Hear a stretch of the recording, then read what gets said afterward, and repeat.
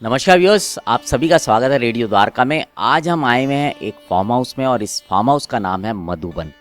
और जैसा इसका नाम है वैसी ये जगह है। यहाँ पर सारी मॉडर्न एम्यूनिटीज़ हैं। उसके अलावा एक जो चौंकाने वाली चीज़ जो दिखी वो दिखी ये गौशाला। और प्रभु जी मेरे साथ हैं तो फिर लगा कि सही समय है और सही मौका है। तो प्रभु जी, गौ सेवा का ऐसा क्या महत्व है? देखिए, व्यक्ति के जीवन में हम देखते हैं कि भारत में विशेष करके अगर हम भारत की सनातन सभ्यता को पुनर्स्थापना करना चाहते हैं तो केवल एकमात्र तरीका है गौ सेवा। गौ सेवा क्यों? हमने शास्त्रों में, आपने भी कई बार सुना होगा ऐसा विचार कि गाय माता के शरीर के अंदर 33 करोड़ देवताओं का वास है।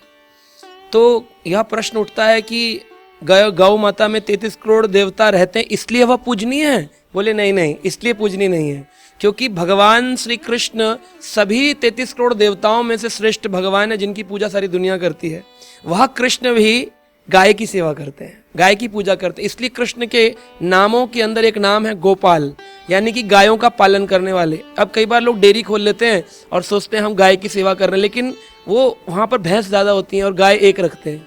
तो भगवान का नाम भैंसपाल नहीं है, गोपाल है, यानी कि गौ सेवा करनी चाहिए, और वो भी निस्वार्थ भाव से, बिना किसी दूध या अन्य चीज़ों की कामना के। जो थोड़ा बहुत मिले उसके सेवक अपना गुजारा कर लें, लेकिन मुख्य रूप से उस गाय की सेवा होनी चाहिए। लेकिन आज भारत की सभ्यता हम देखते हैं कि भगवान का नाम गोविंद है जो गायों के रक्षक है, गोपाल है जो गायों के पालन करता है।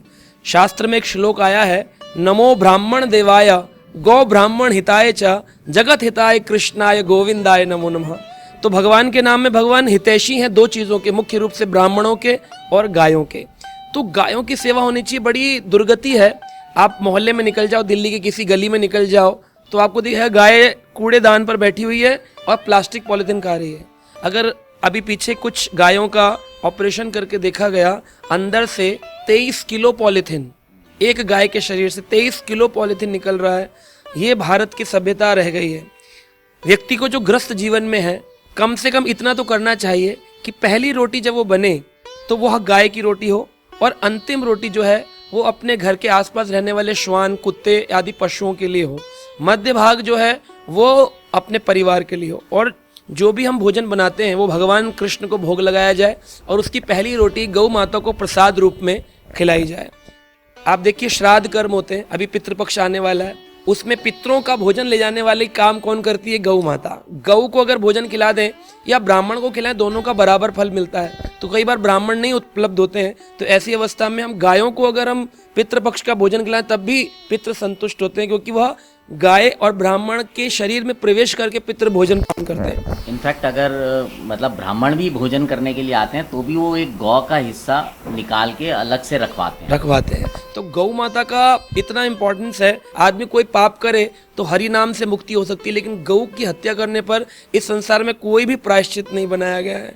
और बड़ा दुख होता है देख करके कि भारत में भी अभी जितने लगाए गए हैं रूल्स की गौ हत्या नहीं होनी चाहिए, फिर भी सूक्ष्म रूप से दूसरे प्रजाति के लोग जो ऐसा नहीं समझ पाते कि गौ कितनी पूजनीय है, वो गौ की हत्या कर देते हैं। तो गायों को रोड से उठा करके गौशाला तक पहुंचाना हर एक भारतीय का कर्तव्य है। ऐसी गौशालाएं हो, अपने घर में नहीं रख सकते, जैसे दिल्ली शहर में रखना मुश्किल है लॉज के कारण, लेकिन आप ऐसे फार्म हाउसेस रख सकते हैं। और जिनके पास धन है उनको तो कम से कम इस धन से इतनी सेवा तो करनी चाहिए कि वो 2 गाय 4 गाय को रोड से उठाकर उनका भोजन, उनका चारा। आप देखिए, कृष्ण इतने प्रसन्न होंगे अगर आपने गौ माता का केवल स्पर्श कर लिया तो आपके शरीर में अनेकों पाप तो ऐसे ही जलकर भस्म हो जाते हैं। गौ की अगर परिक्रमा कर ली तो कहते हैं 84 लाख योनि में वापस नहीं आना पड़ता, जन्म मृत्यु के चक्र से मुक्ति हो जाती है। गौ माता के निकलने वाले पदार्थ, जैसे गौ का गोबर, पंचगव्य बोलते हैं, 5 गाय से आने वाले पदार्थ, जिसमें गोबर है, गौमूत्र है, दुग्ध है, दही है और घी है। ये 5 जो गव्य हैं ये इतने शक्तिशाली हैं। आप जानते हैं गौ का दूध पीने से वात्सल्य भाव जागृत होता है। अगर किसी में वात्सल्य भाव जाते चाहिए, आज बच्चे माँ बाप से ना इमोशन लेस हो गए, they don't care about parents. तो क्यों नहीं कर रहे हैं? बिकॉज माँ बाप ने उनको भैंस का दूध पिलाया, थैली वाला। अगर गौ का दूध पिलाएंगे तो फिर they will become a good guy, क्योंकि वो गाय का दूध पिएंगे। लेकिन आप भैंस का पिलाओगे तो भैंस करेंगे, बात बात पर हर बात पे तर्क करते हैं, बहस करते रहते हैं, मानते नहीं है, भगवान के मंदिर जाने को नहीं समझेंगे। क्या जरूरत है यूथ को धर्म आचरण करने की, खाली आईक्यू तेज होना चाहिए।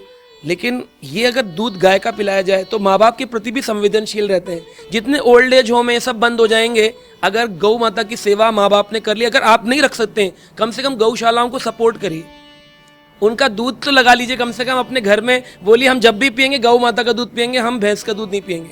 इतना ही करने से गौ की आवश्यकता पड़ेगी तो गायों की देखभाल चालू हो जाएगी। तो हमारे भारत में कई उत्सव आते हैं, जैसे गोपाष्टमी, बहुलाष्टमी, हाँ, गोवर्धन पूजा, गौ पूजा, गौ क्रीड़ा, गौ द्वितीया।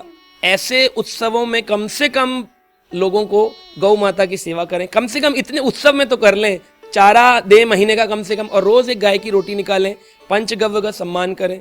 तो हम देखेंगे हमारे भारत में पुनः गौ की स्थापना होगी तो सनातन की स्थापना भी होगी। बहुत बहुत धन्यवाद प्रभु जी आपका। सो वियर्स, जैसे कि प्रभु जी ने बताया, मैं आपको एक चीज़ बताना चाहता हूँ। आजकल यूरोप में एक बहुत कॉन्सेप्ट पॉपुलर है जिसको बोलते हैं काउ कडलिंग, मतलब गाय से गले मिलना। और उसके लिए एक घंटे समय बिताने के लिए वहाँ पर 100 यूरो, $100 तक लोग खर्च करते हैं सिर्फ इसी काम के लिए। और हमारे यहाँ तो ऐसी कोई समस्या ही नहीं है। काउ कडलिंग का मतलब है काउ में से वात्सल्य प्रेम निकलता है, क्योंकि गाय एक ऐसी है जो अपने बच्चे को चाट चाट करके, यानी जैसे आज माँ डिलीवरी करती है प्रसूति गृह में, तो लेबर पेन के साथ जब बच्चा डिलीवर होता है तो डॉक्टर उसको क्लीन करते हैं।